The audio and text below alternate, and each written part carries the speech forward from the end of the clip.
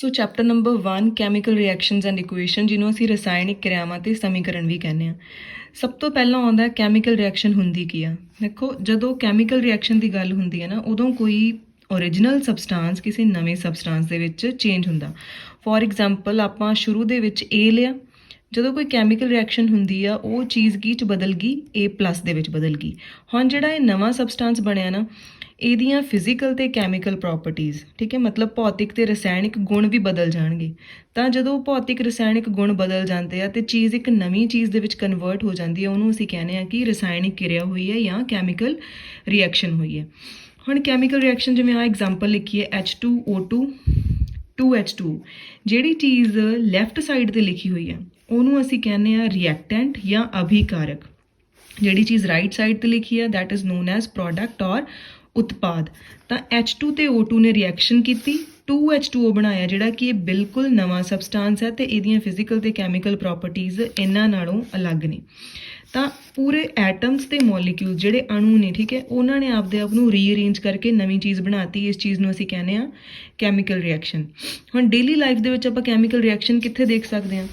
ਜਿਵੇਂ ਜੰਗ ਲੱਗਦੀ ਹੈ ਲੋਹੇ ਨੂੰ, ਸਾਡਾ ਖਾਣਾ ਖਰਾਬ ਹੁੰਦਾ, ਇਹ ਵੀ ਇੱਕ ਟਾਈਪ ਦੀ ਕੈਮੀਕਲ ਰਿਐਕਸ਼ਨ ਹੈ। ਤੇ ਅਗਰ ਆਪਣੀ ਲੈਬ ਦੇ ਵਿੱਚ ਕੋਈ ਕੈਮੀਕਲ ਰਿਐਕਸ਼ਨ ਹੋ ਰਹੀ ਹੈ, ਸਾਨੂੰ ਕਿਵੇਂ ਪਤਾ ਲੱਗੂਗਾ? ਜਦੋਂ ਮਤਲਬ ਕੋਈ ਰਿਐਕਸ਼ਨ ਹੁੰਦੀ ਆ, ਉਦੋਂ ਕੋਈ ਪ੍ਰੈਸੀਪੀਟੇਟ ਬਣੇ। ਪ੍ਰੈਸੀਪੀਟੇਟ ਹੁੰਦਾ ਇਨਸੋਲਿਊਬਲ ਕੋਈ ਵਾਈਟ ਚੀਜ਼, ਠੀਕ ਹੈ, ਦੋ ਸੋਲਿਊਸ਼ਨ ਮਿਲਾਏ, ਠੀਕ ਹੈ, ਆਪਣੇ ਕੋਲ ਉੱਪਰ ਵਾਈਟ ਕਲਰ ਦਾ ਜਾਂ ਨੀਚੇ ਵਾਈਟ ਕਲਰ ਦੀ ਕੋਈ ਚੀਜ਼ ਇਨਸੋਲਿਊਬਲ ਇਕੱਠੀ ਹੋ ਗਈ, ਉਹਨੂੰ ਕਹਿੰਦੇ ਆ ਪ੍ਰੈਸੀਪੀਟੇਟ, ਠੀਕ ਹੈ। ਉਹ ਸੋਲਿਊਸ਼ਨ ਦਾ ਕਲਰ ਚੇਂਜ ਹੋ ਜਾਵੇ, ਸੋਲਿਊਸ਼ਨ ਦੇ ਵਿੱਚੋਂ ਕੋਈ ਸਮੈਲ ਆਵੇ, ਜਿਵੇਂ ਬ੍ਰੋਮੀਨ ਦੀ ਬਹੁਤ ਜ਼ਿਆਦਾ ਸਮੈਲ ਹੁੰਦੀ ਆ, ਠੀਕ ਹੈ, ਕੋਈ ਗੈਸ ਨਿਕਲੇ ਜਾਂ ਟੈਂਪਰੇਚਰ ਚੇਂਜ ਹੋ ਜਾਵੇ, ਠੀਕ ਹੈ। ਜਦੋਂ ਕੋਈ ਰਿਐਕਸ਼ਨ ਹੁੰਦੀ ਆ, ਕਈ ਵਾਰੀ ਬੀਕਰ ਜਿਹੜਾ ਬਹੁਤ ਗਰਮ ਹੋ ਜਾਂਦਾ ਜਾਂ ਬਹੁਤ ਠੰਡਾ ਹੋ ਜਾਂਦਾ। ਤਾਂ ਜਦੋਂ ਇਹ ਚੀਜ਼ਾਂ ਵੇਖਣ ਨੂੰ ਮਿਲਦੀਆਂ ਤਾਂ ਅਸੀਂ ਕਹਿ ਸਕਦੇ ਹਾਂ ਕਿ ਇੱਥੇ ਕੋਈ ਕੈਮੀਕਲ ਰਿਐਕਸ਼ਨ ਹੋਈ ਆ। ਦੈਨ ਕਮਸ ਕਿ ਕੈਮੀਕਲ ਰਿਐਕਸ਼ਨ ਲਿਖਣੀ ਕਿਵੇਂ ਆ। ਜਦੋਂ ਵੀ ਕੈਮੀਕਲ ਰਿਐਕਸ਼ਨ ਲਿਖਣੀ ਆ ਤਾਂ ਹਮੇਸ਼ਾ ਇਹ ਚੀਜ਼ ਦੇਖਣੀ ਆ ਕਿ ਉਹ ਬੈਲੈਂਸ ਹੋਵੇ।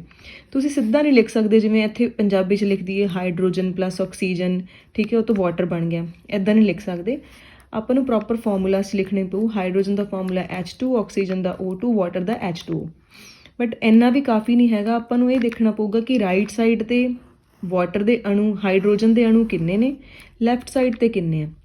ਇੱਥੇ ਹਾਈਡਰੋਜਨ ਦੇ ਅਣੂ ਦੇਖੋ 4 ਨੇ, 2 × 2 4। ਇੱਧਰ ਵੀ ਕਿੰਨੇ ਨੇ, 2 × 2 4 ਹਾਈਡਰੋਜਨਸ। ਆਕਸੀਜਨ ਕਿੰਨੀਆਂ ਨੇ, 2। ਇੱਧਰ ਵੀ ਆਕਸੀਜਨ ਕਿੰਨੀਆਂ ਨੇ, ਆਕਸੀਜਨ ਦੇ ਅੱਗੇ 2 ਲੱਗਿਆ ਹੈ ਤਾਂ ਇੱਧਰ ਵੀ ਆਕਸੀਜਨ 2 ਨੇ। ਤਾਂ ਹਾਈਡਰੋਜਨ ਤੇ ਆਕਸੀਜਨ ਦੇ ਦੋਨੋਂ ਜਿਹੜੇ ਅਣੂ ਨੇ ਉਹ ਬਿਲਕੁਲ ਸੇਮ ਨੇ, ਇੱਧਰ ਵੀ ਤੇ ਇੱਧਰ ਵੀ। ਤਾਂ ਇਹ ਇਕੁਏਸ਼ਨ ਬੈਲੈਂਸਡ ਹੈ, ਠੀਕ ਹੈ। ਮਤਲਬ ਰਿਐਕਟੈਂਟ ਦਾ ਮਾਸ ਪ੍ਰੋਡਕਟ ਦੇ ਮਾਸ ਦੇ ਬਿਲਕੁਲ ਬਰਾਬਰ ਹੋਣਾ ਚਾਹੀਦਾ, ਇਹ ਅਲੱਗ-ਅਲੱਗ ਨਹੀਂ ਹੋ ਸਕਦੇ। ਹੁਣ ਜਿਵੇਂ ਆਪਣੇ ਕੋਲ ਇੱਕ ਐਗਜ਼ਾਮਪਲ ਹੈ P ਫਾਸਫੋਰਸ ਆਕਸੀਜਨ, ਠੀਕ ਹੈ, P4O10 ਪਲੱਸ ਵਾਟਰ ਦੇ ਨਾਲ ਬਣ ਗਿਆ H3PO4। ਸਭ ਤੋਂ ਪਹਿਲਾਂ ਆਪਾਂ ਲੈਫਟ ਹੈਂਡ ਸਾਈਡ ਤੇ ਦੇਖਾਂਗੇ, ਸਾਡੇ ਕੋਲ ਇੱਕ P ਹੈ, ਫਾਸਫੋਰਸ ਹੈ, ਇੱਕ ਆਕਸੀਜਨ ਹੈ, ਇੱਕ ਹਾਈਡਰੋਜਨ ਹੈ। ਆਹੀ ਤਿੰਨ ਚੀਜ਼ਾਂ ਨੇ ਨਾ, ਇੱਕ ਫਾਸਫੋਰਸ ਹੈ, ਇੱਕ ਆਕਸੀਜਨ ਹੈ, ਇੱਕ ਹਾਈਡਰੋਜਨ ਹੈ। ਇਹ ਤਿੰਨੋਂ ਇੱਥੇ ਲਿਖ ਲਈਆਂ। ਫਾਸਫੋਰਸ ਕਿੰਨੇ ਆ ਲੈਫਟ ਹੈਂਡ ਸਾਈਡ ਤੇ 4, ਆਕਸੀਜਨ ਕਿੰਨੇ ਆ 10 ਆਹ ਤੇ 1 ਆ 11, ਠੀਕ ਹੈ, ਟੋਟਲ ਕਿੰਨੇ ਹੋ ਗਏ 11। ਹਾਈਡਰੋਜਨਾਂ ਕਿੰਨੀਆਂ ਨੇ, ਸਿਰਫ 2। ਤੇ ਲੈਫਟ ਹੈਂਡ ਸਾਈਡ ਤੇ ਦੇਖੋ, ਇੱਧਰ ਹਾਈਡਰੋਜਨਾਂ 3 ਸੀ, ਇੱਥੇ ਹਾਈਡਰੋਜਨਾਂ ਇੱਥੇ 2 ਨੇ, ਇੱਥੇ 3 ਨੇ, ਠੀਕ ਹੈ। ਇੱਥੇ ਆਕਸੀਜਨ 4 ਨੇ, ਇੱਥੇ ਆਕਸੀਜਨ 11 ਸੀ। ਤਾਂ ਬਿਲਕੁਲ ਬੈਲੈਂਸ ਨਹੀਂ ਨਾ ਹੈਗੀ ਇਕੁਏਸ਼ਨ। ਹੁਣ ਜਿਹੜੇ ਮੈਥਡ ਨਾਲ ਆਪਾਂ ਇਹਨੂੰ ਬੈਲੈਂਸ ਕਰਨਾ ਉਹਨੂੰ ਕਹਿੰਦੇ ਆ hit and trial method. Hit and trial method ਦੇ ਵਿੱਚ ਸਭ ਤੋਂ ਪਹਿਲਾਂ ਦੇਖਿਆ ਜਾਂਦਾ ਕਿ ਰਿਐਕਸ਼ਨ ਦੇ ਵਿੱਚ ਮੈਟਲ ਕਿਹੜਾ। ਹੁਣ ਵੀ ਨੋ ਕਿ ਆਕਸੀਜਨ, ਹਾਈਡਰੋਜਨ ਤਾਂ ਗੈਸਿਸ ਨੇ, ਮੈਟਲ ਕਿਹੜਾ ਵਾ, ਫਾਸਫੋਰਸ। ਤਾਂ ਸਭ ਤੋਂ ਪਹਿਲਾਂ ਫਾਸਫੋਰਸ ਤੋਂ ਸਟਾਰਟ ਕਰੋ। ਫਾਸਫੋਰਸ 4 ਨੇ, ਇੱਧਰ ਫਾਸਫੋਰਸ 1 ਆ ਨਾ, ਤਾਂ ਇਹਦੇ ਅੱਗੇ ਲਿਖ ਦਿਓ 4। ਹੁਣ ਫਾਸਫੋਰਸ ਕੀ ਹੋ ਗਏ, 4 ਹੋ ਗਏ, ਇੱਧਰ ਵੀ 4 ਤੇ ਇੱਧਰ ਵੀ, ਕਿਉਂਕਿ P ਦੇ ਅੱਗੇ ਜਿਹੜੀ ਚੀਜ਼ ਲੱਗੀ ਹੋਈ ਹੈ ਨਾ, ਆਹ ਸਾਰੀ ਬ੍ਰੈਕਟ ਤੇ ਹੀ ਆ, ਇਹ ਸਾਰੀ ਇਹਨਾਂ ਦੀ ਕਾਮਨ ਹੈ। ਤਾਂ ਇੱਥੇ ਜਦੋਂ ਆਪਾਂ ਲਿਖ ਦਿੰਦੇ ਆ 4, ਇਹਦਾ ਮਤਲਬ P ਵੀ ਕਿੰਨੇ ਹੋ ਗਏ, 4 ਹੋ ਗਏ। ਉਸ ਤੋਂ ਬਾਅਦ ਆ ਜਾਓ ਸਾਡੇ ਕੋਲ ਆਕਸੀਜਨ ਤੇ ਹਾਈਡਰੋਜਨ, ਜਿਹੜੀ ਚੀਜ਼ ਜ਼ਿਆਦਾ ਵਾਰ ਰਿਪੀਟ ਹੋਈ ਹੈ। ਜ਼ਿਆਦਾ ਰਿਪੀਟ ਕੌਣ ਹੋਇਆ, ਆਕਸੀਜਨ। ਦੇਖੋ ਇੱਧਰ ਕਿੰਨੀਆਂ ਨੇ, 11 ਆਕਸੀਜਨਸ, ਠੀਕ ਹੈ। ਤਾਂ ਦੂਸਰੀ ਚੀਜ਼ ਚੱਕੋ ਆਕਸੀਜਨ, ਜਿਹੜੀ ਜ਼ਿਆਦਾ ਰਿਪੀਟ ਹੋਈ ਹੈ। ਜਿਹੜੀਆਂ ਗੈਸਿਸ ਨੇ ਨਾ ਉਹ ਹਮੇਸ਼ਾ ਮੈਟਲ ਤੋਂ ਬਾਅਦ ਲੈਣੀਆਂ ਨੇ। ਦੂਜੀ ਆਪਾਂ ਗੈਸ, ਹੁਣ ਆਪਣੇ ਕੋਲ ਆਕਸੀਜਨ ਤੇ ਹਾਈਡਰੋਜਨ ਆ ਤੇ ਇਹਨਾਂ ਦੋਨਾਂ ਚੋਂ ਰਿਪੀਟ ਜ਼ਿਆਦਾ ਹੋਇਆ ਆਕਸੀਜਨ, ਤਾਂ ਹੁਣ ਆਪਾਂ ਆਕਸੀਜਨ ਨੂੰ ਦੇਖਾਂਗੇ। ਆਕਸੀਜਨ ਹੈਗੀਆਂ ਨੇ ਲੈਫਟ ਸਾਈਡ ਤੇ 11, ਪਰ ਜਦੋਂ ਆਪਾਂ ਇੱਥੇ 4 ਪਾਤਾ, ਆਕਸੀਜਨਾਂ ਕਿੰਨੀਆਂ ਹੋ ਗਈਆਂ 4 × 4, ਕਿਉਂਕਿ ਆ 4 ਬ੍ਰੈਕਟ ਦੇ ਬਾਹਰ ਲੱਗੇ ਹਨ। ਆਕਸੀਜਨਾਂ ਸਾਡੇ ਕੋਲ ਕਿੰਨੀਆਂ ਹੋ ਗਈਆਂ 16 ਹੋ ਗਈਆਂ, ਠੀਕ ਹੈ। ਦੈਨ ਕਮਸ ਹਾਈਡਰੋਜਨ, ਹਾਈਡਰੋਜਨ ਇੱਧਰ ਸੀਗੀ 2, ਇੱਧਰ ਹਾਈਡਰੋਜਨਾਂ ਕਿੰਨੀਆਂ ਹੋ ਗਈਆਂ 4 ਤੀਏ 12, ਤਾਂ ਇੱਧਰ ਹੋ ਗਈਆਂ 12। ਤਾਂ ਹੁਣ ਆਪਾਂ ਨੂੰ ਇੱਥੋਂ ਪਤਾ ਲੱਗ ਰਿਹਾ ਕਿ ਲੈਫਟ ਹੈਂਡ ਸਾਈਡ ਕੁਛ ਹੋਰ ਹੈ, ਰਾਈਟ ਹੈਂਡ ਸਾਈਡ ਕੁਛ ਹੋਰ ਹੈ, ਤਾਂ ਇਸ ਚੀਜ਼ ਨੂੰ ਸਾਨੂੰ ਬੈਲੈਂਸ ਕਰਨਾ ਪੈਣਾ ਹੈ। ਹੁਣ ਇਹਦੇ ਨਾਲ ਹੀ ਜਦੋਂ ਆਪਣੇ ਕੋਲ ਫਾਸਫੋਰਸ 4 ਹੋ ਗਿਆ, ਇੱਧਰ ਵੀ P 4, P ਤਾਂ ਹੋ ਗਈ ਆਪਣੀ ਬੈਲੈਂਸ। ਹੁਣ ਦੇਖੋ ਜਿਵੇਂ ਹੀ ਆਪਾਂ ਇੱਧਰ 4 ਪਾਇਆ, ਆ ਨਾਲ ਦੀ ਨਾਲ H ਕਿੰਨੇ ਹੋ ਗਏ 12 ਹੋ ਗਏ ਨਾ, ਠੀਕ ਹੈ। H ਨੂੰ ਭਾਵੇਂ ਆਪਾਂ ਬਾਅਦ 'ਚ ਦੇਖਣਾ ਸੀ, ਬਟ ਆਪਾਂ ਨੂੰ ਸਿੱਧਾ ਹੀ ਦਿਖਦਾ ਪਿਆ ਇੱਥੇ ਕਿ H 12 ਹੋ ਗਏ, ਤਾਂ ਇੱਥੇ ਆਪਾਂ 6 ਲਗਾ ਦਾਂਗੇ, H ਹੋ ਗਏ 12, ਠੀਕ ਹੈ। ਇੱਧਰ ਵੀ 12 ਹੋ ਗਏ ਤੇ ਇੱਧਰ ਵੀ 12 ਹੋ ਗਏ। ਨਾਓ ਕਮਸ ਆਕਸੀਜਨ, ਠੀਕ ਹੈ। ਆਪਾਂ ਪਹਿਲਾਂ ਕਰਨਾ ਆਕਸੀਜਨ ਨੂੰ ਸੀਗਾ, ਜਿਵੇਂ ਮੈਂ ਮਤਲਬ ਆਈ ਸੈਡ ਅਰਲੀਅਰ ਕਿ ਜਿਹੜੀ ਚੀਜ਼ ਰਿਪੀਟ ਹੋ ਰਹੀ ਆ ਉਹਨੂੰ ਕਰਨਾ ਹੈ, ਠੀਕ ਹੈ, ਆਕਸੀਜਨ। ਪਰ ਇੱਥੇ ਆਪਾਂ ਨੂੰ ਨਾਲ ਦੀ ਨਾਲ ਪਤਾ ਲੱਗ ਰਿਹਾ ਸੀ 4 ਫਾਸਫੋਰਸ ਕਰਦੇ ਸਾਰੀ ਆਪਣੇ ਕੋਲ ਹਾਈਡਰੋਜਨਾਂ 12 ਹੋ ਗਈਆਂ, ਤਾਂ ਆਪਾਂ ਹਾਈਡਰੋਜਨ 12 ਕਰਦੇ। ਹੁਣ ਅਸੀਂ ਆਉਣੇ ਆਕਸੀਜਨ ਤੇ, ਆਕਸੀਜਨ ਕਿੰਨੇ ਆ 10, ਤੇ ਆ ਵੀ ਤਾਂ 6 ਆ ਹੋ ਗਏ, ਆਕਸੀਜਨ ਦੇ ਮੂਹਰੇ 6 ਲੱਗਿਆ ਹੈ ਨਾ, ਤਾਂ 16 ਆਕਸੀਜਨਾਂ ਇੱਧਰ ਹੋ ਗਈਆਂ, ਤੇ ਇੱਧਰ ਕਿੰਨੀਆਂ ਨੇ 4 ਆਹ, ਠੀਕ ਹੈ, ਤੇ 4 ਆ, 4 ਨੂੰ 4 ਨਾਲ ਕੀਤਾ ਆਕਸੀਜਨ 16, ਤਾਂ ਆਪਣੇ ਕੋਲ ਇਹ ਜਿਹੜੀ ਬੈਲੈਂਸ ਹੋ ਗਈ ਇਕੁਏਸ਼ਨ। ਅਗਰ ਤੁਹਾਨੂੰ ਇਹ ਮਤਲਬ ਐਗਜ਼ਾਮਪਲ ਯਾਦ ਕਰਨੀ ਔਖੀ ਹੈ ਤਾਂ ਇੱਕ ਸਿੰਪਲ ਐਗਜ਼ਾਮਪਲ ਹੈ ਜਿਹੜਾ ਆਪਾਂ ਪਹਿਲਾਂ ਹੀ ਕੀਤਾ, ਹਾਈਡਰੋਜਨ ਤੇ ਆਕਸੀਜਨ ਨੂੰ ਮਿਲਾਇਆ ਵਾਟਰ ਬਣ ਗਿਆ, ਬਟ ਇਟਸ ਨਾਟ ਬੈਲੈਂਸਡ, ਠੀਕ ਹੈ। ਬੈਲੈਂਸ ਕੀ ਹੈ 2H2 + O2 2H2O। ਇਹ ਆਪਾਂ ਬੈਲੈਂਸ ਕਿਵੇਂ ਕੀਤੀ ਹੈ, ਸਭ ਤੋਂ ਪਹਿਲਾਂ ਆਪਾਂ ਲੈਫਟ ਹੈਂਡ ਸਾਈਡ ਤੇ ਲਿਖ ਲਏ ਰਿਐਕਟੈਂਟ ਜਾਂ ਅਭਿਕਾਰਕ। ਇੱਧਰਲੀ ਸਾਈਡ ਸਾਡੇ ਕੋਲ H ਹੈ O ਹੈ, ਦੂਸਰੀ ਸਾਈਡ ਵੀ ਆਪਣੇ ਕੋਲ H ਹੈ ਤੇ O ਹੈ। ਲੈਫਟ ਹੈਂਡ ਸਾਈਡ ਸਾਡੇ ਕੋਲ H ਕਿੰਨੇ ਨੇ 2, ਆਕਸੀਜਨਾਂ ਕਿੰਨੀਆਂ ਨੇ 2। ਰਾਈਟ ਹੈਂਡ ਸਾਈਡ ਸਾਡੇ ਕੋਲ ਹਾਈਡਰੋਜਨਾਂ ਕਿੰਨੀਆਂ ਨੇ 2, ਆਕਸੀਜਨ ਕੀ ਹੈ ਸਿਰਫ 1 ਹੈ, ਠੀਕ ਹੈ। ਤਾਂ ਆਕਸੀਜਨਾਂ ਨੂੰ ਆਪਾਂ ਕਿੰਨੇ ਬਣਾਉਣੇ ਆ 2, ਆਕਸੀਜਨਾਂ ਨੂੰ ਆਪਾਂ ਬਣਾਤਾ 2, ਠੀਕ ਹੈ।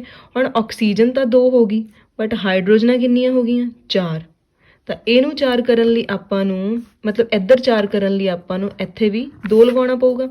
ਹੁਣ ਦੇਖੋ 2 × 2 4 ਹਾਈਡਰੋਜਨਾਂ ਹੋ ਗਈਆਂ, ਠੀਕ ਹੈ। ਇੱਥੇ ਆਪਾਂ ਸਭ ਤੋਂ ਪਹਿਲਾਂ ਆਕਸੀਜਨ ਨੂੰ 2 ਕੀਤਾ, ਆਕਸੀਜਨ ਨੂੰ 2 ਕਰਨ ਦੇ ਨਾਲ ਹੀ ਹਾਈਡਰੋਜਨਾਂ ਵੀ 4 ਹੋ ਗਈਆਂ, ਤਾਂ ਆਪਾਂ ਇੱਧਰਲੀ ਸਾਈਡ ਹਾਈਡਰੋਜਨਾਂ 4 ਕਰਤੀਆਂ, ਤਾਂ ਹੀ ਕਰਕੇ ਇੱਥੇ 2, ਇੱਥੇ ਵੀ 2 ਆਪਾਂ ਅਲੱਗ ਤੋਂ ਇਨਕਲੂਡ ਕਰਤਾ ਤੇ ਇੱਥੇ ਵੀ 2 ਐਡ ਕਰਤਾ।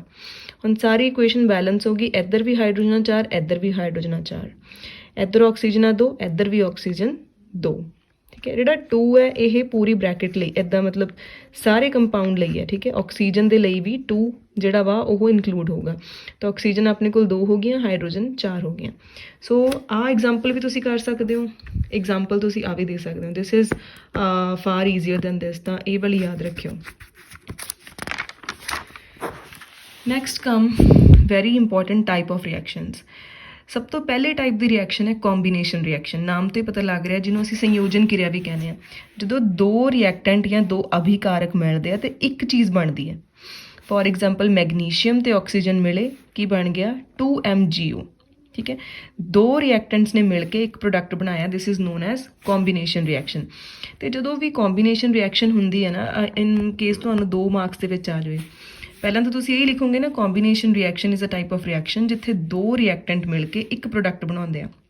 ਦੈਨ ਤੁਸੀਂ ਐਗਜ਼ਾਮਪਲ ਦੋਗੇ। ਥਰਡ ਚੀਜ਼ ਤੁਸੀਂ ਐਡ ਕਰੋਗੇ, ਜਿੰਨੀਆਂ ਵੀ ਕੰਬੀਨੇਸ਼ਨ ਰਿਐਕਸ਼ਨਸ ਨੇ ਨਾ, most of them are energy releasing. ਜਦੋਂ 2 ਚੀਜ਼ਾਂ ਇੱਕ ਦੇ ਵਿੱਚ ਫਾਰਮ ਹੁੰਦੀਆਂ ਨੇ ਉਦੋਂ ਕੋਈ ਨਾ ਕੋਈ ਐਨਰਜੀ ਰਿਲੀਜ਼ ਹੁੰਦੀ ਹੈ, ਤੇ ਜਦੋਂ ਐਨਰਜੀ ਨਿਕਲੇ ਜਾਂ ਹੀਟ ਨਿਕਲੇ ਉਹਨੂੰ ਕਹਿੰਦੇ ਆ ਐਗਜ਼ੋਥਰਮਿਕ, ਠੀਕ ਹੈ। ਉਹਨੂੰ ਕੀ ਕਿਹਾ ਜਾਂਦਾ ਵਾ ਐਗਜ਼ੋਥਰਮਿਕ, ਜਾਂ ਪੰਜਾਬੀ 'ਚ ਅਸੀਂ ਕਹਿੰਦੇ ਹਾਂ ਤਾਪ ਨਿਕਾਸੀ। ਮਤਲਬ ਜਦੋਂ ਵੀ ਕੰਬੀਨੇਸ਼ਨ ਰਿਐਕਸ਼ਨ ਹੁੰਦੀ ਹੈ ਸਾਡੇ ਕੋਲ ਸੰਯੋਜਨ ਕਿਰਿਆ ਦੇ ਵਿੱਚ ਤਾਪ ਦਾ ਨਿਕਾਸ ਹੁੰਦਾ ਹੈ। ਸੈਕਿੰਡ ਇਜ਼ ਅਪਘਟਨ ਜਾਂ ਡੀਕੰਪੋਜੀਸ਼ਨ। ਹੁਣ ਡੀਕੰਪੋਜੀਸ਼ਨ ਇਹਦੀ ਬਿਲਕੁਲ ਓਪੋਜ਼ਿਟ ਹੈ, ਜਦੋਂ ਇੱਕ ਚੀਜ਼ 2 ਦੇ ਵਿੱਚ ਟੁੱਟ ਜਾਵੇ, ਮਤਲਬ ਇੱਕ ਅਭਿਕਾਰਕ 2 ਉਤਪਾਦਾਂ ਦੇ ਵਿੱਚ ਟੁੱਟ ਜਾਵੇ, ਔਰ ਵੀ can say 1 reactant decomposes into 2 products, ਠੀਕ ਹੈ। ਜਿਵੇਂ ਸਿਲਵਰ ਕਲੋਰਾਈਡ ਹੈ 2AgCl, ਲਾਈਟ ਪਈ, ਲਾਈਟ ਦੇ ਪੈਣ ਨਾਲ ਹੀ AgCl ਟੁੱਟ ਗਿਆ 2Ag ਪਲੱਸ ਕਲੋਰੀਨ ਦੇ ਵਿੱਚ। ਹੁਣ ਐਗਜ਼ਾਮਪਲ ਦੇਣ ਤੋਂ ਬਾਅਦ ਤੁਸੀਂ ਲਿਖੋਗੇ ਕਿ ਡਿਕੰਪੋਜੀਸ਼ਨ ਨਾ 3 ਤਰੀਕਿਆਂ ਨਾਲ ਹੋ ਸਕਦੀ ਹੈ। ਹੀਟ ਦੇ ਨਾਲ ਵੀ ਚੀਜ਼ਾਂ ਟੁੱਟ ਸਕਦੀਆਂ ਨੇ, ਲਾਈਟ ਦੇ ਨਾਲ ਵੀ ਤੇ ਇਲੈਕਟ੍ਰਿਸਿਟੀ ਦੇ ਨਾਲ ਵੀ। ਜਿੱਦਾਂ ਆਹ ਵਾਲੀ ਰਿਐਕਸ਼ਨ 'ਚ ਆਪਾਂ ਜਿਹੜਾ ਕੌਜ਼ ਦਿਖਾਇਆ ਡਿਕੰਪੋਜੀਸ਼ਨ ਦਾ ਉਹ ਕੀ ਸੀ, ਲਾਈਟ, ਕਿ ਲਾਈਟ ਦੀ ਹੈਲਪ ਦੇ ਨਾਲ AgCl ਦੋ ਦੇ ਵਿੱਚ ਟੁੱਟਿਆ ਸੀਗਾ। ਦਿਸ ਇਜ਼ ਨੋਨ ਐਜ਼ ਅਪਕਟਨ ਔਰ decomposition reaction. Third one is displacement. Displacement ਨੂੰ ਕਹਿੰਦੇ ਆ ਵਿਸਥਾਪਨ ਕਿਰਿਆ। ਹੁਣ ਇਹਦੀ ਮੈਂ ਐਗਜ਼ਾਮਪਲ ਦਿੰਦੀ ਹੁੰਦੀ ਹਾਂ ਕਿ ਮੰਨ ਲਓ ਤੁਹਾਡੀ ਕਲਾਸ ਦੇ ਵਿੱਚ ਫਸਟ ਸੈਕਿੰਡ ਥਰਡ ਆਉਣ ਵਾਲੇ 3 ਇੰਟੈਲੀਜੈਂਟ ਬੱਚੇ ਆ, ਕੋਈ ਨਵਾਂ ਬੱਚਾ ਆਉਂਦਾ, ਉਹ ਉਹਨਾਂ ਤੋਂ ਵੀ ਜ਼ਿਆਦਾ ਇੰਟੈਲੀਜੈਂਟ ਹੈ। ਜਦੋਂ ਉਹਨਾਂ ਦੀ ਕਲਾਸ ਦੇ ਵਿੱਚ ਆਇਆ ਜਿਹੜਾ ਬੱਚਾ ਫਸਟ ਆਉਂਦਾ ਸੀਗਾ, ਠੀਕ ਹੈ, ਇੱਕ ਸੈਕਿੰਡ ਆਉਂਦਾ ਸੀ, ਇੱਕ ਥਰਡ ਆਉਂਦਾ ਸੀ, ਕੋਈ ਨਵਾਂ ਸਟੂਡੈਂਟ ਆਇਆ ਜਿਹੜਾ ਕਿ ਇਹਦੇ ਨਾਲੋਂ ਜ਼ਿਆਦਾ ਇੰਟੈਲੀਜੈਂਟ ਹੈ, ਉਸ ਬੱਚੇ ਨੇ ਇਹਨੂੰ ਡਿਸਪਲੇਸ ਕਰਤਾ ਨਾ। ਹੁਣ ਇਹ ਬੱਚਾ ਫਸਟ ਆ ਰਿਹਾ, ਫਸਟ ਵਾਲਾ ਸੈਕਿੰਡ ਆਉਣ ਲੱਗ ਗਿਆ, ਸੈਕਿੰਡ ਵਾਲਾ ਥਰਡ ਆਉਣ ਲੱਗ ਗਿਆ, ਅਤੇ ਇਹ ਵਿੱਚੋਂ ਹੀ ਨਿਕਲ ਗਿਆ ਲਿਸਟ ਤੋਂ। ਤਾਂ ਜਿਹੜੇ ਬੱਚੇ ਨੇ ਇਹਨੂੰ ਲਿਸਟ ਦੇ ਵਿੱਚੋਂ ਕੱਢਤਾ, ਇਹਦਾ ਮਤਲਬ ਇਹ ਜ਼ਿਆਦਾ ਇੰਟੈਲੀਜੈਂਟ ਹੈ। ਸਿਮਿਲਰਲੀ ਵਿਦ ਦ ਕੰਪਾਊਂਡਸ ਔਰ ਐਲੀਮੈਂਟਸ, ਜਿਹੜਾ ਕੰਪਾਊਂਡ ਜਾਂ ਜਿਹੜਾ ਐਲੀਮੈਂਟ ਜ਼ਿਆਦਾ ਰਿਐਕਟਿਵ ਹੁੰਦਾ ਨਾ, ਉਹ ਘੱਟ ਰਿਐਕਟਿਵ ਐਲੀਮੈਂਟ ਨੂੰ ਕੱਢ ਦਿੰਦਾ ਵਾ ਰਿਐਕਸ਼ਨ 'ਚੋਂ। ਦੇਖੋ ਜਿਵੇਂ iron plus copper sulphate, iron ਜਿਹੜਾ ਵਾ ਉਹ ਕਾਪਰ ਦੇ ਨਾਲੋਂ ਜ਼ਿਆਦਾ ਰਿਐਕਟਿਵ ਹੈ। ਜ਼ਿਆਦਾ ਰਿਐਕਟਿਵ ਹੋਣ ਕਰਕੇ ਇਹਨੇ ਕਾਪਰ ਨੂੰ ਰਿਐਕਸ਼ਨ ਦੇ ਵਿੱਚੋਂ ਨਾ ਕੱਢ ਦੇਣਾ ਅਤੇ ਇਹਦੀ ਜਗ੍ਹਾ ਆਪ ਲੈ ਲੈਣੀ ਹੈ। ਜਿਵੇਂ ਫਸਟ ਦੀ ਜਗ੍ਹਾ ਕਿਹਨੇ ਲੈ ਲਈ ਸੀ, ਨਵੇਂ ਸਟੂਡੈਂਟ ਨੇ। ਤਾਂ ਇਹ ਜਿਹੜਾ ਵਾ ਆਇਰਨ ਇਹ ਕਾਪਰ ਦੇ ਨਾਲੋਂ ਰਿਐਕਟਿਵ ਆ, ਤਾਂ ਇਹਨੇ ਇਹਦੀ ਜਗ੍ਹਾ ਆਪ ਲੈ ਲਈ FeSO4 ਅਤੇ ਕਾਪਰ ਨੂੰ ਵਿੱਚੋਂ ਕੱਢਤਾ। ਕਾਪਰ ਸਲਫੇਟ ਦਾ ਕਲਰ ਹੁੰਦਾ ਬਲੂ, ਜਦੋਂ ਇਹ ਰਿਐਕਸ਼ਨ ਹੋਈ ਬਣ ਗਿਆ ਫੈਰਸ ਸਲਫੇਟ, ਇਹਦਾ ਕਲਰ ਹੁੰਦਾ ਗ੍ਰੀਨ। ਜਿਵੇਂ ਆਪਾਂ ਪਹਿਲਾਂ ਹੀ ਕਿਹਾ ਸੀ ਕਿ ਕਲਰ ਚੇਂਜ ਹੁੰਦਾ ਜਾਂ ਕੋਈ ਸਾਊਂਡ ਆਉਂਦਾ ਜਾਂ ਕੋਈ ਗੈਸ ਰਿਲੀਜ਼ ਹੁੰਦੀ ਆ, ਉਹ ਕੈਮੀਕਲ ਰਿਐਕਸ਼ਨ ਹੁੰਦੀ ਹੈ। So it is also a chemical reaction, ਠੀਕ ਹੈ। ਫੈਰਸ ਆਇਰਨ ਨੇ ਕਾਪਰ ਨੂੰ ਰਿਪਲੇਸ ਕਰਤਾ, this is known as displacement reaction. ਔਰ ਵੀ ਕੈਨ ਸੇ ਜ਼ਿਆਦਾ ਰਿਐਕਟਿਵ ਜਿਹੜੇ ਨੇ ਐਲੀਮੈਂਟਸ ਉਹ ਘੱਟ ਰਿਐਕਟਿਵ ਨੂੰ ਡਿਸਪਲੇਸ ਕਰ ਦਿੰਦੇ ਆ, ਠੀਕ ਹੈ। ਹੁਣ ਇੱਕ ਰਿਐਕਟਿਵਿਟੀ ਸੀਰੀਜ਼ ਹੈ। ਸਭ ਤੋਂ ਪਹਿਲਾਂ ਆਉਂਦਾ sodium, potassium, calcium, magnesium, aluminium, zinc, lead, hydrogen, cobalt, mercury, gold and silver and gold ਤਾਂ ਰਿਐਕਟਿਵਿਟੀ ਸੀਰੀਜ਼ ਜਿਵੇਂ ਜਿਵੇਂ ਨੀਚੇ ਜਾ ਰਹੀ ਹੈ ਨਾ, ਜਿਹੜਾ ਰਿਐਕਟਿਵਿਟੀ ਹੈ ਉਹ ਡਿਕਰੀਜ਼ ਹੋ ਰਹੀ ਹੈ। ਸਭ ਤੋਂ ਨੀਚੇ ਦੇਖੋ ਗੋਲਡ ਅਤੇ ਸਿਲਵਰ ਨੇ, ਤਾਂ ਹੀ ਕਰਕੇ ਆਪਣੇ ਸਾਰੇ ਗਹਿਣੇ ਜਿਹੜੇ ਆ ਗੋਲਡ ਸਿਲਵਰ ਦੇ ਬਣਦੇ ਆ, ਕਿਉਂਕਿ ਇਹ ਬਹੁਤ ਘੱਟ ਰਿਐਕਟਿਵ ਨੇ, ਇਹ ਕਿਸੇ ਨਾਲ ਜਲਦੀ ਰਿਐਕਸ਼ਨ ਨਹੀਂ ਕਰਦੇ ਹੈਗੇ, ਠੀਕ ਹੈ। ਸੋਡੀਅਮ ਸਭ ਤੋਂ ਜ਼ਿਆਦਾ ਰਿਐਕਟਿਵ ਹੈ, ਦੈਨ ਪੋਟਾਸ਼ੀਅਮ, ਦੈਨ ਕੈਲਸ਼ੀਅਮ। ਮਤਲਬ ਅਗਰ ਤੁਹਾਨੂੰ ਕੋਈ ਕੈਮੀਕਲ ਰਿਐਕਸ਼ਨ ਆ ਜਾਂਦੀ ਹੈ ਜਿਹਦੇ ਵਿੱਚ ਸੋਡੀਅਮ ਹੈ ਮੰਨ ਲਓ, ਅਤੇ ਆਹ ਦੋਨੋਂ ਨੇ, ਠੀਕ ਹੈ, ਤੁਹਾਨੂੰ ਪੁੱਛਿਆ ਜਾਂਦਾ ਕਿ ਕਿਹੜਾ ਕਿਹਨੂੰ ਰਿਪਲੇਸ ਕਰੂਗਾ। ਸਾਨੂੰ ਪਤਾ ਰਿਐਕਟਿਵਿਟੀ ਸੀਰੀਜ਼ ਦੇ ਵਿੱਚ ਸਭ ਤੋਂ ਉੱਪਰ ਸੋਡੀਅਮ ਹੈ, ਤਾਂ ਇਹ ਕੀ ਹੈ, ਮੋਰ ਰਿਐਕਟਿਵ ਹੈ, ਠੀਕ ਹੈ। ਅਤੇ ਜਿਹੜਾ ਸਿਲਵਰ ਹੈ ਇਹ ਲੈਸ ਰਿਐਕਟਿਵ ਹੈ, ਤਾਂ ਇਹ ਜਿਹੜਾ ਸੋਡੀਅਮ ਹੈ ਉਹ ਇਹਨੂੰ ਡਿਸਪਲੇਸ ਕਰ ਦੂਗਾ, ਠੀਕ ਹੈ। ਤਾਂ ਤੁਹਾਨੂੰ ਆਹ ਚੀਜ਼ ਪਤਾ ਹੋਣੀ ਚਾਹੀਦੀ ਹੈ ਕਿ ਰਿਐਕਟਿਵਿਟੀ ਸੀਰੀਜ਼ ਦੇ ਵਿੱਚ ਸਭ ਤੋਂ ਜ਼ਿਆਦਾ ਰਿਐਕਟਿਵ ਕੌਣ ਨੇ। ਸੋਡੀਅਮ, ਪੋਟਾਸ਼ੀਅਮ, ਕੈਲਸ਼ੀਅਮ, ਮੈਗਨੀਸ਼ੀਅਮ ਸਭ ਤੋਂ ਜ਼ਿਆਦਾ ਰਿਐਕਟਿਵ ਨੇ। ਨੀਚੇ ਆ ਮਰਕਰੀ ਹੋ ਗਈ, ਸਿਲਵਰ ਐਂਡ ਗੋਲਡ ਹੋ ਗਿਆ, ਇਹ ਲੈਸ ਰਿਐਕਟਿਵ ਨੇ, ਇਹ ਯਾਦ ਕਰ ਲਿਓ। After this comes double displacement. Double displacement ਦੇ ਵਿੱਚ ਹੁੰਦਾ ਐਕਸਚੇਂਜ ਆਫ ਆਇਨਸ। ਡਿਸਪਲੇਸਮੈਂਟ ਦੇ ਵਿੱਚ ਤਾਂ ਇੱਕ ਚੀਜ਼ ਨੇ ਦੂਸਰੀ ਚੀਜ਼ ਨੂੰ ਡਿਸਪਲੇਸ ਕੀਤਾ ਸੀ ਨਾ, ਇਹਦੇ ਵਿੱਚ ਸਾਰੀਆਂ ਚੀਜ਼ਾਂ ਹੀ ਆਪਣੀ ਜਗ੍ਹਾ ਤੋਂ ਹਿੱਲਦੀਆਂ ਨੇ। AB + CD ਸੀਗਾ, ਠੀਕ ਹੈ। B ਦੀ ਜਗ੍ਹਾ 'ਤੇ ਦੇਖੋ, B ਦੀ ਜਗ੍ਹਾ 'ਤੇ C ਲੱਗ ਗਿਆ, C ਦੀ ਜਗ੍ਹਾ 'ਤੇ B ਲੱਗ ਗਿਆ, ਇੱਥੇ ਬਣ ਗਿਆ AC + BD, ਮਤਲਬ ਸਾਰੇ ਦੇ ਸਾਰੇ ਆਇਨਸ ਐਕਸਚੇਂਜ ਹੋਏ ਨੇ, ਠੀਕ ਹੈ।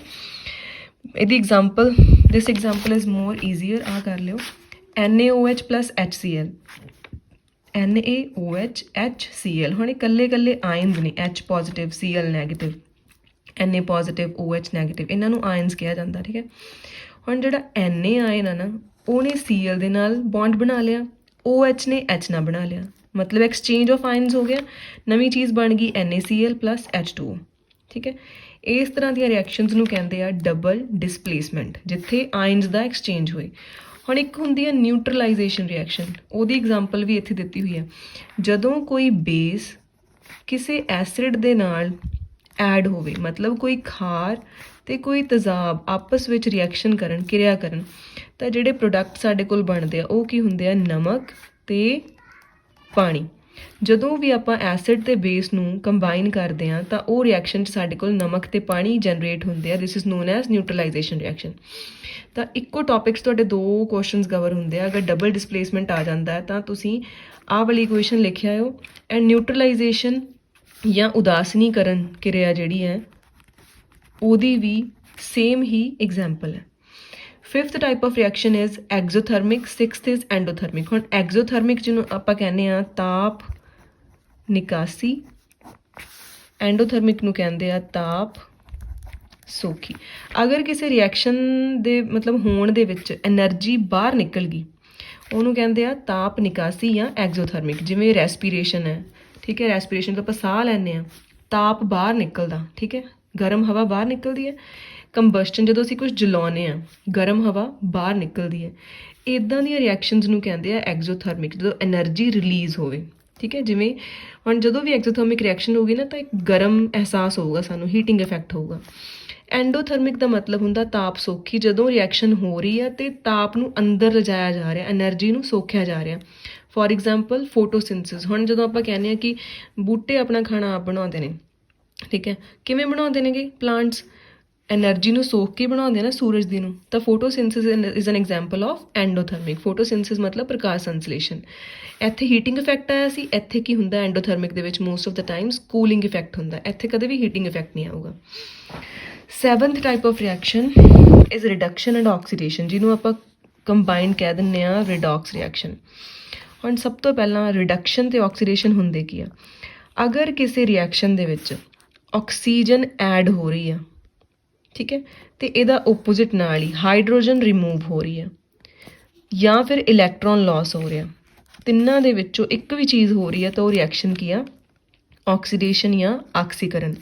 ਦੈਨ ਕਮਸ ਰਿਡਕਸ਼ਨ ਜਾਂ ਲਘੂਕਰਨ ਵਿਚ is totally opposite to this. ਇੱਕ ਯਾਦ ਰੱਖ ਲਓ, ਦੂਜੀ ਇਹਦੇ ਓਪੋਜ਼ਿਟ ਹੀ ਹੈ, ਠੀਕ ਹੈ।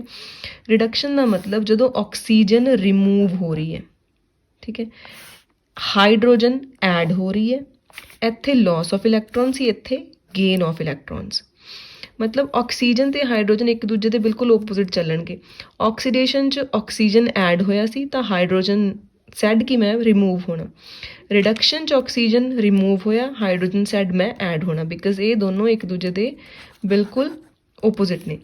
ਜਿਵੇਂ ਕਿ ਸਾਡੇ ਕੋਲ ਆ ਐਗਜ਼ਾਮਪਲ ਹੈ ਕਾਪਰ ਆਕਸਾਈਡ ਪਲੱਸ ਕਾਰਬਨ, ਠੀਕ ਹੈ। ਜਦੋਂ ਇਹ ਦੋਨੋਂ ਮਿਲੇ ਤਾਂ ਬਣ ਗਿਆ ਕਾਪਰ ਪਲੱਸ CO2। ਹੁਣ ਇੱਥੇ ਦੇਖੋ ਲੈਫਟ ਹੈਂਡ ਸਾਈਡ ਸਾਡੇ ਕੋਲ ਕਾਪਰ ਦੇ ਨਾਲ ਆਕਸੀਜਨ ਅਟੈਚ ਸੀਗਾ, ਪਰ ਜਿਵੇਂ ਹੀ ਰਿਐਕਸ਼ਨ ਹੋਈ ਕਾਪਰ ਇਕੱਲਾ ਰਹਿ ਗਿਆ, ਆਕਸੀਜਨ ਨਿਕਲ ਗਿਆ। ਆਕਸੀਜਨ ਨਿਕਲਣ ਦਾ ਮਤਲਬ ਆਕਸੀਜਨ ਰਿਮੂਵਲ ਨੂੰ ਕੀ ਕਹਿੰਦੇ ਆ, ਰਿਡਕਸ਼ਨ। ਤਾਂ ਕਾਪਰ ਦੀ ਕੀ ਹੋਗੀ, ਰਿਡਕਸ਼ਨ। ਇੱਥੇ ਕਾਰਬਨ ਇਕੱਲਾ ਸੀਗਾ, ਕਾਰਬਨ ਇੱਧਰ ਆ ਕੇ CO2 ਬਣ ਗਿਆ, ਮਤਲਬ ਕਾਰਬਨ ਦੇ ਵਿੱਚ ਆਕਸੀਜਨ ਐਡ ਹੋ ਗਈ। ਐਡੀਸ਼ਨ ਆਫ ਰਿਐਕਸ਼ਨ ਕੀ ਹੁੰਦਾ, ਐਡੀਸ਼ਨ ਆਫ ਆਕਸੀਜਨ ਕੀ ਹੁੰਦਾ, ਆਕਸੀਡੇਸ਼ਨ। ਤਾਂ ਕਾਰਬਨ ਦੀ ਕੀ ਹੋਗੀ, ਆਕਸੀਡੇਸ਼ਨ।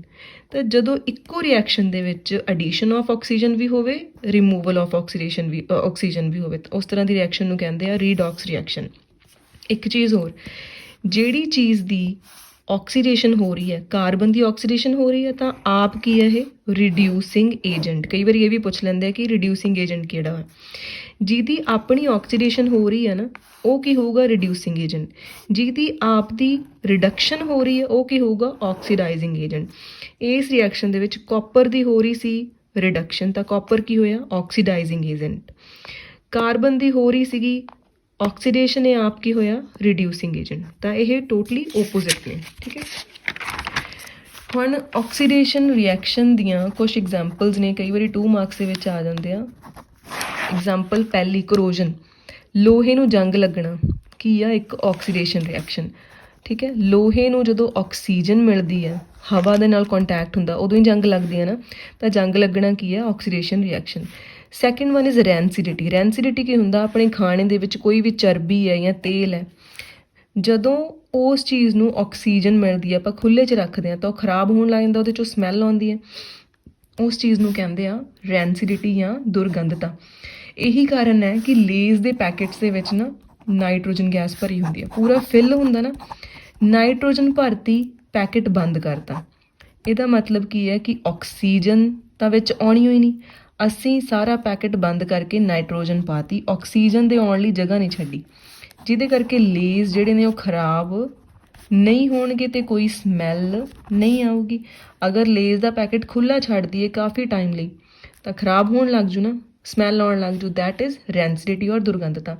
ਬਿਲਕੁਲ ਬੰਦ ਪਿਆ ਵਾ, ਉਹ 'ਚ ਨਾਈਟ੍ਰੋਜਨ ਭਰੀ ਹੋਈ ਹੈ, ਆਕਸੀਜਨ ਤਾਂ ਉਹਦੇ ਵਿੱਚ ਆਈ ਹੋਈ ਨਹੀਂ, ਤਾਂ ਉਹ ਦੁਰਗੰਧਤਾ ਜਾਂ ਰੈਂਸਿਡਿਟੀ ਤੋਂ ਬਚ ਜੂਗਾ। So this is a quick revision of chapter 1। Hope ਕਿ ਤੁਹਾਨੂੰ ਸਭ ਨੂੰ ਸਮਝ ਆ ਗਿਆ ਹੋਵੇਗਾ। Thank you.